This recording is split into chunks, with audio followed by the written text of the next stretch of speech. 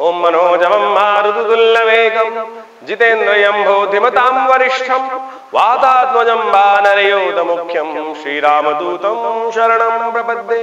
नमस्कार, स्वागत है आपका आचार्य वाणी में। मैं आचार्य डॉक्टर विक्रमादित्य आपके साथ हूँ। 24 तारीख की ग्रह गणना 24 जून की विशेष तौर पे देख लीजिए। शनिवार का अवसर है, षष्ठी तिथि विद्यमान है और इस दिन ग्रह का परिवर्तन हो रहा है। एक विशेष तौर पर बुध जो ग्रह हैं वो मिथुन राशि में प्रवेश कर रहे हैं। मिथुन राशि उनकी अपनी है। बुध चल रहे हैं इस वक्त अस्त और सूर्य के साथ जा बिल्कुल उसी राशि में जहां सूर्य चल रहे हैं वहीं जाके विद्यमान हो जाएंगे। बुध जो होते हैं व्यवसायिक क्षेत्र के मालिक होते हैं और बुध जब अस्त हो जाते हैं तो व्यवसायिक क्षेत्र में कार्य करने का समस्याएं उत्पन्न हो जाती हैं। तो इसके लिए आपको थोड़ा ध्यान रखना पड़ेगा। बुद्धि का इस्तेमाल, बुद्धि का विशेष तौर पर पूर्ण उपयोग करते हुए गणेश जी का स्तवन, गणेश जी को दूर्वा चढ़ाएं, ये उपाय विशेष तौर पे करने का प्रयास करें। देखिए, आपकी ग्रह के दृष्टिकोण से इस बात का उपाय विशेष तौर पे करने का आपको प्रयास अवश्य करना चाहिए। गणेश जी को मोदक का भोग लगाना चाहिए। समस्त कार्यों को आरंभ करने से पहले गणेश जी की स्तुति अवश्य करें। इस बात का ध्यान रखें। ये बहुत जरूरी उपाय हम आपको बता रहे हैं क्योंकि बुध का अस्त होना आज दोपहर को करीब हम बात करें 24 तारीख को 12:43 पर बुध अस्त हो जाएंगे। बुध जो राशि परिवर्तन करेंगे, अस्त स्थिति में परिवर्तन करेंगे और ये कोई बहुत ज्यादा शुभ संकेत नहीं है। यानी जितना लाभ होना चाहिए था बुध का अपनी राशि में प्रवेश करने से उतना नहीं हो पाएगा। तो ये आपके लिए थोड़ा सा कष्ट का योग बनाएगा। वहीं 25 तारीख की यदि हम बात करें तो 25 जून को ग्रहों की गणना दिखाती है कि रविवार का अवसर है, सप्तमी तिथि है और ये सप्तमी तिथि बड़ी ही इंपॉर्टेंट है। इस दिन कई ग्रहों का परिवर्तन का योग है। साथ साथ इस तिथि को कहा जाता है कि वैवस्वत सप्तमी, सूर्य का पूजन करने का अद्भुत दिवस। और सूर्य इस वक्त आपकी राशि के अनुसार से पराक्रम भाव में चल रहे हैं। कीर्ति के स्वामी माने जाते हैं, शुक्र यश के स्वामी माने जाते हैं और कहा जाता है कि इस दिन सप्तमी सूर्य की तिथि है और साथ साथ वैवस्वत सप्तमी इस दिन पड़ गई है। तो ऐसे में ओम गणी सूर्य आदित्याय नमः इस मंत्र का जप करें और भगवान सूर्य को अर्घ दें। भगवान सूर्य के निमित्त गेहूं का दान करें। भगवान सूर्य के निमित्त गायत्री का पाठ करें। हृदय स्तोत्र का पाठ करें। यह आपके लिए बहुत सुंदर योग बनाने वाला है। देखिए, दोपहर तक का समय तो स्वास्थ्य के लिए अच्छी है, लेकिन दोपहर के बाद कोई ना कोई समस्या स्वास्थ्य की परेशान कर सकती है, उसका भी ध्यान रखने की जरूरत है। तो इसलिए गर्मी ज्यादा है, ऐसे में ध्यान रखते हुए, स्वास्थ्य का ध्यान रखते हुए कार्य करें। अपनी शक्ति के अनुसार से कार्य करें। एग्जॉस्ट ना करें एनर्जी को। पानी इत्यादि का सेवन सही रूप से करते रहें। पानी का दान करना आपके लिए अच्छा रहेगा, कल्याणकारी योग बनाएगा। आपको इस बात को समझ लेना चाहिए। वहीं 26 जून की यदि हम बात करें तो ग्रहों का परिवर्तन दिखाता है कि इस दिन आपको अपने शत्रुओं से थोड़ा सावधान रहने की जरूरत है। आपके जीवन में साथ में काम करने वाले जो लोग हैं वो आपसे ईर्ष्या के कारण से कुछ ना कुछ कष्ट देने के योग बना सकते हैं। अपने स्वास्थ्य का भी ध्यान रखते हुए कार्य करें। ऐसा ग्रहों का योगा योग बन रहा है। पंचांग कहता है कि उस दिन विशेष तौर पर आषाढ़ मास के शुक्ल पक्ष की अष्टमी तिथि है, सोमवार का अवसर है और उस दिन भद्रा भी विद्यमान रहेगी करीब दोपहर को 1:20 तक। तो सुबह सुबह कोई नया कार्य करना आपके लिए ग्रहों का हिसाब से अच्छा नहीं दिखाई देता और इस दिन भद्रा का दोष लग सकता है। इस बात को समझते हुए कार्य करना चाहिए। वहीं 27 जून की यदि हम बात करें तो मेष राशि वालों के लिए ग्रहों का योगा योग दिखाता है कि ये विशेष तौर पर बड़ा ही शुभ दिवस है। देखिए, गुप्त नवरात्र चल रहे हैं। गुप्त नवरात्रि के अंतर्गत आज गुप्त नवरात्रि का अंतिम दिवस रहेगा 27 तारीख को। ये भड्डली नवमी, अंशुज साया भारतीय संस्कृति में इसको माना जाता है और ये चतुर्मास से पहले अंशुज साया के रूप में सबसे आखिरी दिवस होता है। इसमें कोई भी शुभ मुहूर्त की आवश्यकता नहीं है।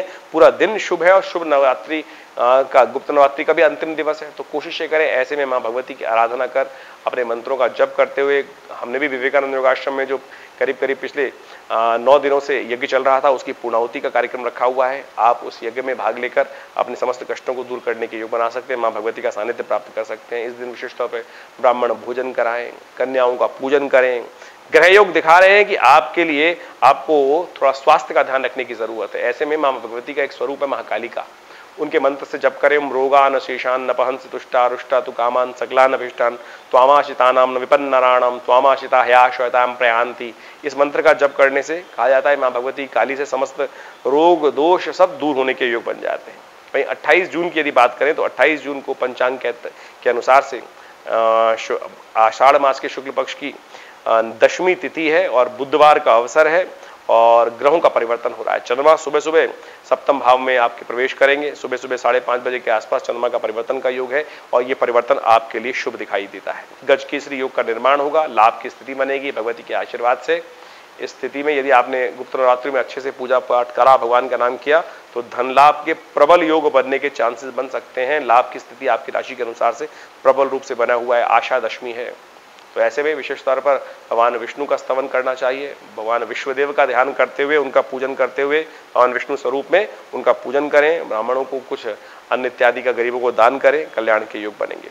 29 जून की यदि बात करें तो उस दिन बृहस्पतिवार का अवसर है, एकादशी तिथि है और आषाढ़ मास की एकादशी बड़ी महत्वपूर्ण होती है। आषाढ़ मास की एकादशी को देवशयनी एकादशी कहा जाता है।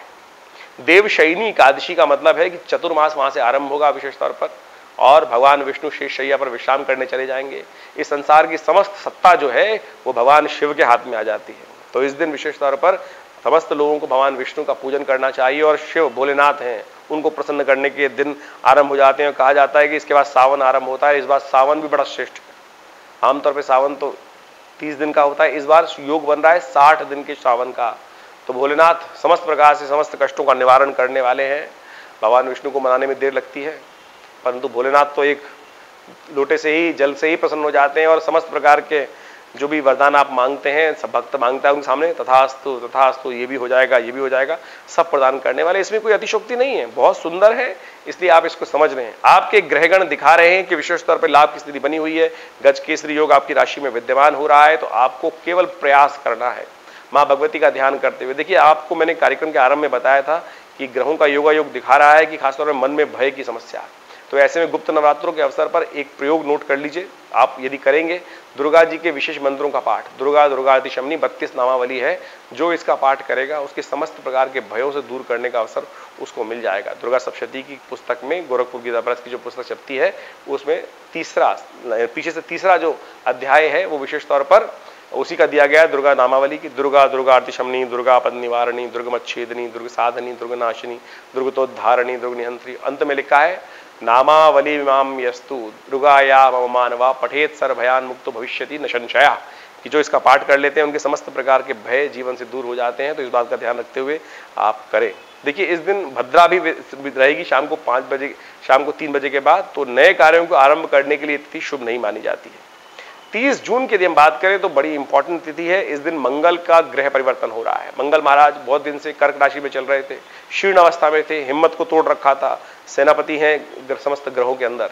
और विशेष तौर पर जब वही निस्तेज हो जाते हैं तो कई प्रकार के योग उत्पन्न हो जाते हैं। लेकिन अब वो शक्ति संपन्न होने जा रहे हैं। लेकिन एक समस्या उत्पन्न कर रहे हैं कि वो विशेष तौर पर बृहस्पति के सामने, शनि के सामने आ जाएंगे। तो शनि का समसप्तक योग बन जाएगा मंगल के साथ। ये द्वंद्वात्मक स्थिति उत्पन्न हो सकती है। ये ऐसी भयावह स्थिति उत्पन्न कर सकती है कि जो विशेष तौर पर उपद्रव के योग बना सकती हैं, मन अशांत कर सकती हैं, उठापटक के योग बन सकते हैं, प्राकृतिक आपदाओं के योग बन सकते हैं, अग्नि संबंधी समस्याओं के संसार में आग इत्यादि की, विस्फोट इत्यादि की समस्या, आतंकवादी घटनाएं ज्यादा घट सकती हैं। ये सारे योग बनते दिखाई दे रहे हैं। ऐसे में आपकी राशि के अनुसार से यदि हम बात करें तो 30 जून को जो चंद्रमा का परिवर्तन होगा वो आपके लिए थोड़ा सा हानिकारक है। तो ऐसे में विशेष तौर पे अपने खर्चों को कंट्रोल करने का प्रयास कीजिएगा। खर्चे बेनता आपको परेशान कर सकते हैं, नुकसान होने के योग दिखाई देते हैं। तो जो भी काम करें विशेष तौर पे खर्चों का ध्यान रखते हुए करें। अपनी सीमा को पहचानते हुए बहुत जरूरी हो तभी खर्चा करें, नहीं तो जेब में जितने पैसे हैं वो खाली होने के योग दिखाई देते हैं। जेब पर भारी पड़ सकता है आज का दिन, तो सावधान होते हुए कार्य करने की जरूरत है, अन्यथा कहीं ना कहीं उसका उपाय करेंगे तो सब कल्याण होने के योग बनेंगे। शुक्रवार का अवसर है, महालक्ष्मी का अवसर है। खट्टे फलों का दान करें। जो खट्टे फल होते हैं ना, मौसमी हो गया, संतरा हो गया, और तो और जूस वाले जो खट्टे फल है उनका दान करने का प्रयास कीजिए। और एक काम और कर सकते हैं, जैसे कच्चे आम हैं उनका दान कर दीजिए। और गौ सेवा करें। गौ के निमित्त विशेष तौर पर ज्वार चारा मिल जाए, हरा चारा मिल जाए, उसके लिए किसी गौशाला में दान दे दीजिए। ये सारे उपाय करके आप अपने कष्टों को दूर कर पाएंगे, आपके कल्याण के योग बनेंगे। धन्यवाद, नमस्कार।